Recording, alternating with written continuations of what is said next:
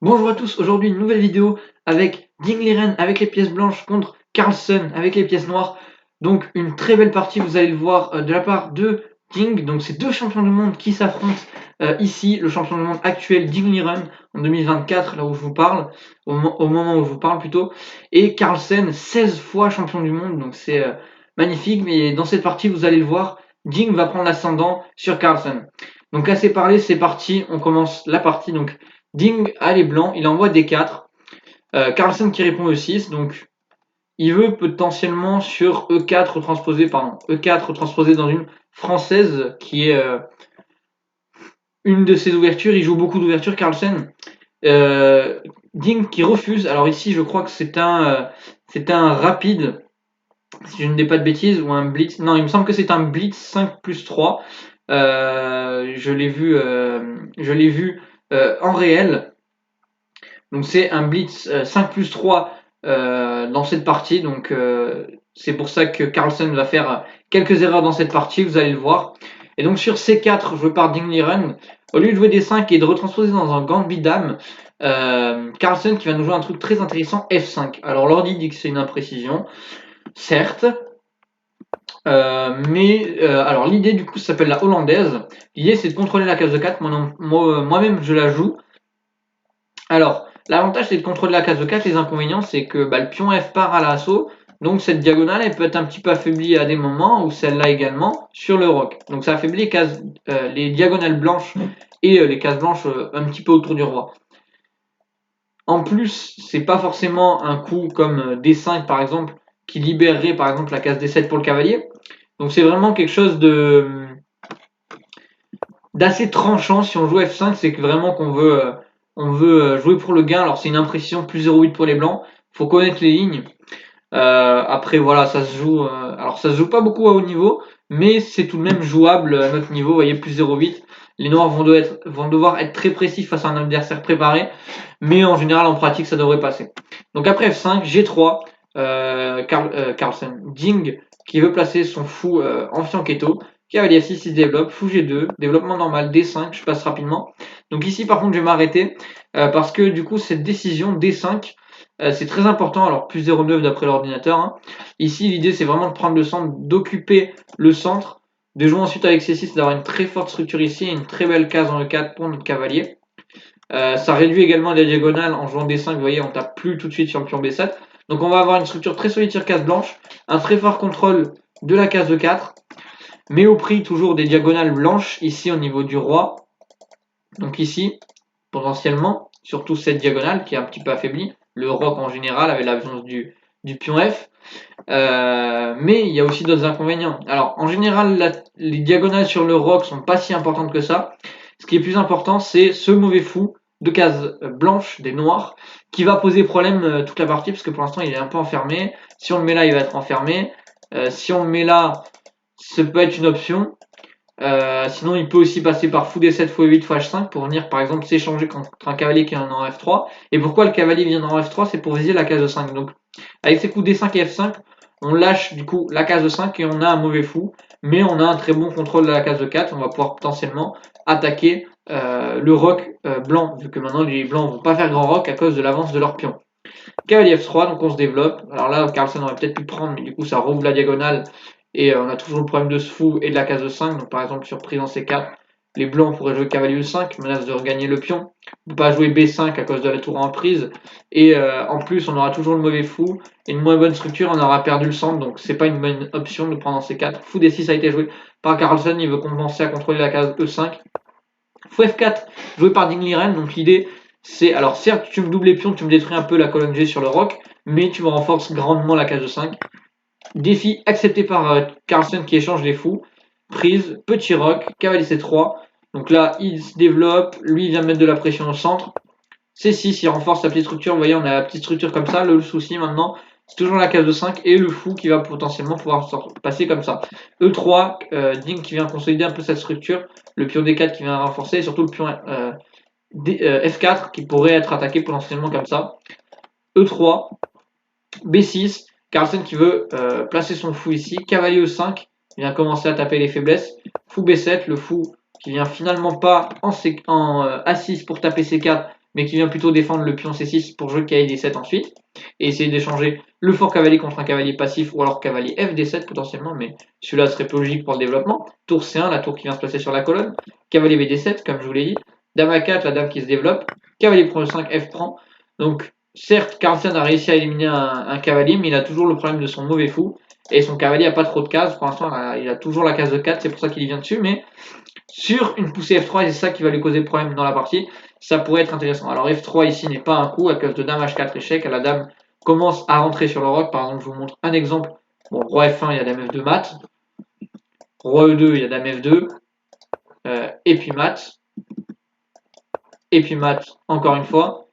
Donc, roi E2 pas possible, roi D1, et par exemple jusqu'à F2 gagne la qualité avec une position complètement gagnante. Par exemple, prise, déjà il y a dame prend H2, tout qui s'écroule, une qualité en moins. Ok, il y a toujours un peu d'attaque peut-être sur le roc, mais ça devrait tenir du côté des noirs. Alors, Ding qui décide d'ouvrir la colonne pour sa tour, donc sur ses prends justement qui est joué dans la partie, son fou, vous voyez, il est totalement enterré, tandis que ici, il pouvait potentiellement prendre ses 4 et jouer ses 5 et ouvrir la diagonale, mais ici avec prise, ça enferme totalement cette possibilité. Alors on peut pas prendre de la dame, du coup, vu qu'il y a le cavalier. Si on prend du pion, on a un pion passé protégé à 3 cases de la promotion pour les blancs, donc c'est très bien, donc c'est prend est logique. Cavalier E2, le cavalier qui vient se replacer en F4 pour taper la faiblesse. Tour C8, ici une gaffe de Carlsen, il fallait mieux jouer dame H4 pour venir taper le roc. Ici, on continue par petit roc, alors je vous mets la variante de l'ordinateur, mais je ne commenterai pas parce que on sacrifie la qualité, le roi on dirait l'impression qu'il est faible, mais en fait on a énormément d'activités avec les blancs, même si c'est pas forcément facile à comprendre. En pratique, je ne sais pas s'il aurait trouvé ça, Carlsen. Justement, il n'a pas trouvé, il a joué tour C8. Tour prend C8, donc un échange des tours, parce que alors on peut potentiellement jouer petit roc, mais tour prend C8 est un peu plus précis pour mal placer la dame. Par exemple sur roc, on aura peut-être des idées de tour C1 gagne un temps sur la dame, et donc ça évite que la tour vienne se placer en C8. Et sur fou prend, le fou est mal placé. Il serait mieux placé par exemple ici. Il peut avoir des idées comme ça, comme fou C6, fou B5 à un moment aléatoire dans la partie. Dame prend F3, et donc voilà, on rencontre le problème, c'est pour ça. La gaffe de tour C8 ici, c'est une gaffe à cause de l'enchaînement prise et F3, et le cavalier en fait a plus de cases, plus beaucoup. Il ne reste plus qu'une seule case, c'est G5. Alors d'abord ici, il fait fou C6, il attaque la dame, dame B4. Ici, le cavalier qui vient en G5, et on voit bien que le cavalier il est très mal placé ici, même s'il vient en F7, ça ne sert pas à grand chose. Donc voilà, l'avantage quasiment décisif pour Ding. Roi D2, un coup magnifique, roi D2, le roi qui vient au centre, et en fait, s'il joue petit roc, il va potentiellement se faire attaquer par des pièces au niveau des rois avec des poussées F4, etc. Et donc le roi se centralise. Alors pour l'instant, il y a des pièces qui défendent. Son fou peut pas trop s'activer et ses pièces sont un peu mal coordonnées. Donc bonne chance pour attaquer le roi de Ding. Et il vient coordonner ses pièces pour jouer tour C1. Dame D7, Carlsen qui se retire des tours C1 et des clouages sur la dame. Tour C1 joué quand même. Plaçage, la tour qui se place plutôt sur la colonne semi-ouverte. Tour C8. Pareil pour Carlsen. Cavalier F4. On voit bien que ce cavalier, en fait, l'avantage c'est déjà le mauvais fou contre le bon fou, et en plus le cavalier contre le meilleur cavalier, ce cavalier qui est magnifique comparé à ce cavalier qui peut être chassé, qui est très très mal placé. Cavalier F7, Carlsen qui revient ici, l'avantage avait un petit peu diminué, mais bon, cavalier F7 a été joué. Ici fou F1, un très joli coup de Ding qui veut replacer son fou en S6 et essayer de contester la colonne. Cavalier D8, le cavalier qui essaie potentiellement de se replacer en C6, par exemple faire fou B7, cavalier C6, et le cavalier qui s'est un petit peu mieux placé, et en même temps il défend le pion E6 au passage pour essayer de libérer la dame. Fou A6 attaque la tour, fou B7, il aurait fallu jouer tour C7 pour conserver la colonne, fou B7, le fou qui revient en B5, fou C6, le fou qui revient en A6, donc ici il ne reste plus beaucoup de temps, il bise ses coups, il rejoue fou B7, l'échange des fous ici, parce qu'ici en fait la dame rentre, et la dame ici ne peut pas rentrer justement si le roi était en E1 ou avait fait petit roc, par exemple si le roi était en G1 à la place de roi D2 comme coup tout à l'heure. Là il y aurait pu avoir des dames C1. Donc l'idée c'était vraiment de centraliser le roi, et du coup il n'y a pas d'entrée sur la colonne, et les pièces blanches commencent à être vachement actives. Ici H6, une autre gaffe de Carlsen. Ici il fallait jouer cavalier C6 pour attaquer la dame et contrôler la case E8, ce qui va lui poser problème dans la partie H6.